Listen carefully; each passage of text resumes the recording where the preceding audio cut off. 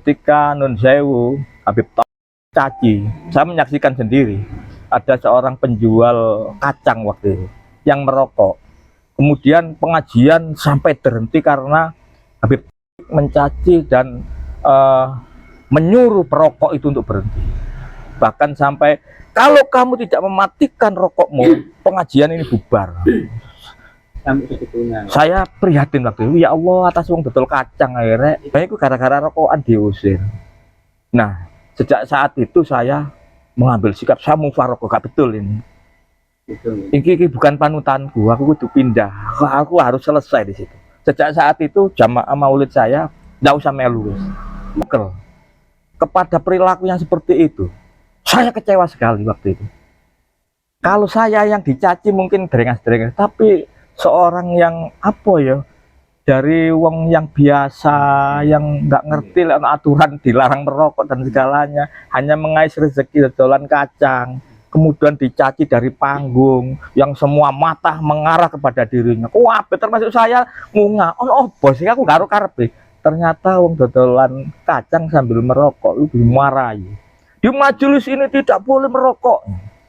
Menjadi harus rasanya ini mati rokok. Enggak, saya banyak terlibat di wilayah menjadi seorang muhibbin, sampai memberanikan diri bersatu di wadah namanya dakwah pemuda Islamiyah dulu itu. Saya menyaksikan banyak ketimpangan di sana. Pernah saya hadir di daerah mana itu, Tambak Sari, wilayah Pringgisan. Waktu itu kiai yang hadir almarhumlah Kiai Ali Bahrudin, guru Torekoh Qadiriyah Wanaksobandiyah Mutabaroh. Saya termasuk santrinya. Di saat saya hadir di sana, karena kiai saya hadir, di situ ada pemandangan yang tidak indah. Ketika Habib tampil, dia tidak begitu menghargai kepada para kiai-kiai. Dianggap kayak anak kecil begitu saja. Kalau kita sudah menjadi tradisi, ketika ada orang yang kita anggap luhur, itu ketika bersalaman ya dengan sama-sama, kalau duduk ya harus duduk. Bukan dalam kondisi berdiri terus salaman begitu. Begitu hinanya kiai-kiai kita, dihinakan.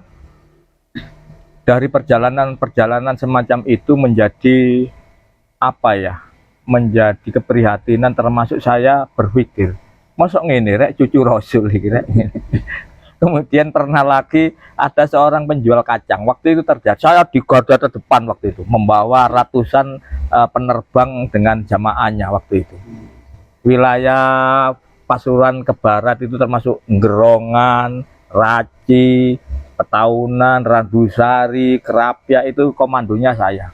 Bahkan sebelum acara itu saya kumpulkan di masjid kampung saya. Ayo seluruhnya ayo kumpul dulu, latihan dulu. Besok kita tampil dakwah pemuda Islamnya biasa. Komandannya kan ketua Robito Alawiyah itu, Habib Taufik itu yang punya panggung waktu itu. Waktu itu saya berhusnudon, sama seperti yang lain waktu itu saya kuper ya, nggak ngerti. Betul ndak itu masih belum menseleksi sejauh kayak Kiai Madudin. Cuma ketika tampil di sana, ketika Nun Sewu, Habib Taufik mencaci, saya menyaksikan sendiri ada seorang penjual kacang waktu itu yang merokok. Kemudian pengajian sampai terhenti karena Habib Taufik mencaci dan menyuruh perokok itu untuk berhenti. Bahkan sampai, kalau kamu tidak mematikan rokokmu, pengajian ini bubar. Saya prihatin waktu itu, ya Allah, atas wong betul kacang akhirnya. Itu jaraknya kalau panggung itu jauh. Jadi ini di musola, di masjid waktu itu di Ndoyo situ. oleh ngeregani awak iki ukur sama. Wah, itu. Jadi dia berdiri mungkin kayak hati tadi nabi ngono. Kemudian orang yang merokok jual kacang itu gak ngerti, dia kan tidak bagian dari yang ngaji, hanya jualan kacang begitu saja. Oh, untuk pengajian saya ingin tahu rokokan, kebal kebul, nikmat. Kemudian itu di luar pagar masjid. Jadi pagar, kemudian halaman ini luas, terus baru masjid. Jauh lah. Nah, aku kaget waktu itu. Artinya begini, ya Allah, masalah sepele, masalah rokokan, wong rokok apalagi bukan dari jamaah yang ngaji, Iya, iya. orang penjual kacang. Biasa kalau ada pengajian ini orang penjual balon, Iya. penjual es, menjual kacang ini sama-sama meramaikan. Kalau di kita kan enggak. Kita sambut, ayo dodol cek rame pengajian sisan lah wis. Ayo wis sing dodol kacang ya dodol es, ayo ramaikan semuanya, ayo berbagi rezeki kan begitu. Nah, itu gara-gara rokokan diusir. Nah, sejak saat itu saya mengambil sikap, saya mufarokoh, gak betul ini. Gitu. Ini bukan panutanku, aku kudu pindah. Aku harus selesai di situ. Sejak saat itu jamaah maulid saya nggak usah melu. Merinding kalau ningali ngono cerita dengan. Loh, sampean merinding. Saya sangat bukan merinding lagi, mangkel kepada perilaku yang seperti itu. Saya kecewa sekali waktu itu.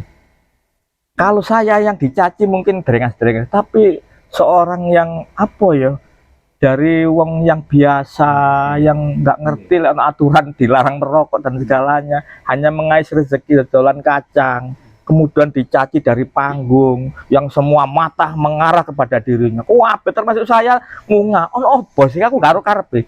Ternyata wong dodolan kacang sambil merokok itu dimarahi. Di majelis ini tidak boleh merokok.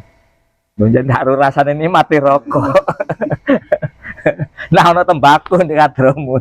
Nek di Nusantara yang gue nek di Pasuruan termasuk di Indonesia. Di Indonesia iki lek dadi kiai durung ngisa rokokan, durung dadi kiai.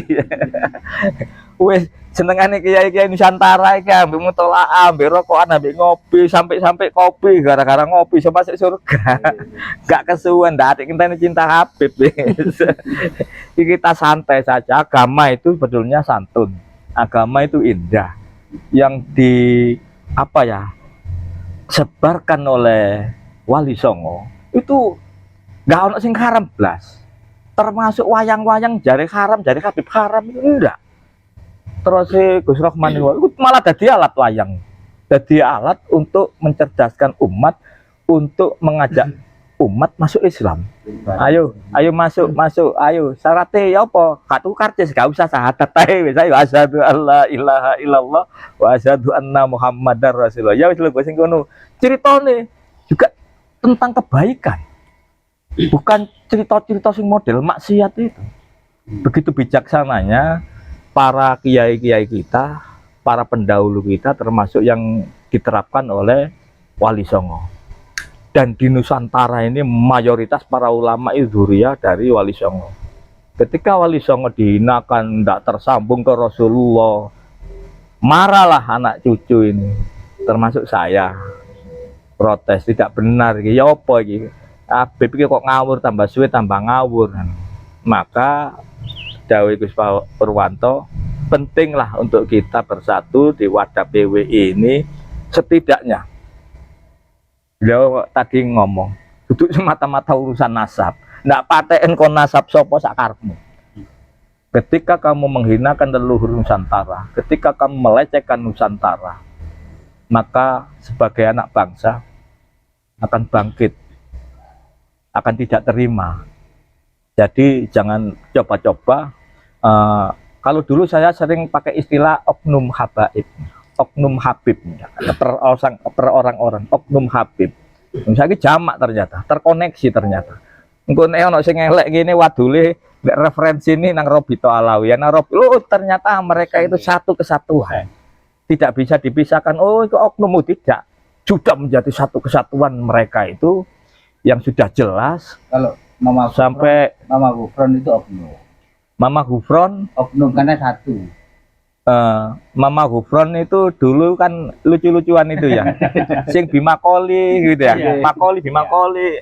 Jangan kan tahu itu. Itu banyak orang yang bingung kan menafsiri. Ojo maneh Habib. Orang-orang kita dewi, orang PWI kan bingung. Ya apa isin ngisi ini. Ternyata apa? Ngeprank itu. Dalam rangka mencerdaskan MUI kita. MUI ketika Mama Gufron ngomong ambil semut, Bimakoli itu terus kemudian dianggap sesat. Padahal Mama Gufron ngeprank gitu. Loh, kamu kok MUI kok ribut urusan saya ngomong dengan semut? Bagaimana dengan mereka yang menyatakan bahwa tidak perlu belajar agama, yang penting cinta Habib masuk surga? Di mana posisi MUI? Kemudian ada yang namanya leluhur Kabaib, yang namanya siapa itu? Yang Isra Mi'raj 70 itu. Bagi mukaddam juga. Pakai mukodam dah apal sampean. Aku lo mboten apal, saking nyengkak-nyengkaknan niku wae. Nggih ngoten niku lah. Jarene sedina Isra Mi'raj 70 kali. Terus jenengan Muhyiddin Gus jelaskan apal Rotib Haddad. Mboten kula damel Gus. Lah ngopo wasilahe niku dateng leluhure kono to. Kula sakniki kula rubah sedaya ketika wasilah. Wasilah pertama nang ngene Duriya Wali Songo. Mbah kita Wali Songo kula anu mulai lancar bener. Riyen balik-balik nggih golongane fakih niku. Kodam niku. Sampai keliru kodam niku sing kula sebut. Saniki mboten lah. Lek wasilah ya nang leluhure dhewe karena leluhure iki yang memberikan kebaikan untuk bangsa dan pribadi kita. Mboten sungkan-sungkan kula termasuk nyebut Mbah Slaga, Mbah Hasan Sanusi, Mbah Saad, Mbah Sakarudin, Mbah Soleh Semendi. Lancar pun iki. Riyen mboten jarang. Kelanten wis kedoktrin sing golongane kodam niku kula. Termasuk mbah kula sing di wilayah Ponorogo, Mbah Ageng Anom Besari, Ki Ageng Muhammad Besari, biasa kula sebutaken. Walaupun jeneng-jeneng sing model Jawa-Jawa niku. Nyai Kiai Purnomo barang niku. Niku jago-jago niku.